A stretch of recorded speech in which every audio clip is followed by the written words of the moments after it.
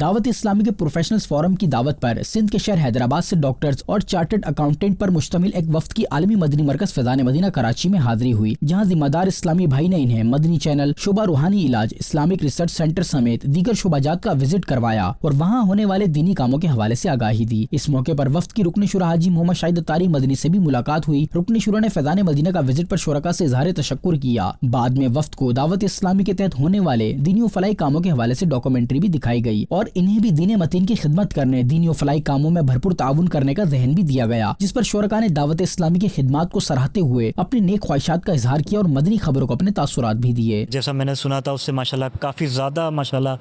بہت اچھا ہے، اور جس طریقے سے فیضان مدینہ کے مرکز کام کر رہا ہے آگے کے لیے، اللہ پاک اس میں اور خیر و برکت عطا کرے اور کامیابی ترقیاں عطا فرمائے۔ کافی لیٹسٹ ٹیکنالوجیز جو ہیں وہ یوز ہو رہی ہیں، میڈیا چینلز کے اوپر ہے، سوشل میڈیا پلیٹ فارمز ہیں، تو سارے پلیٹ فارمز کے اوپر کافی لیٹسٹ ٹیکنالوجی کو جو ہے وہ یہاں پہ یوز کر رہے ہیں، اور کافی اچھا لگا انوائرمنٹ کے حساب سے۔ آنے کے ساتھ جو ہے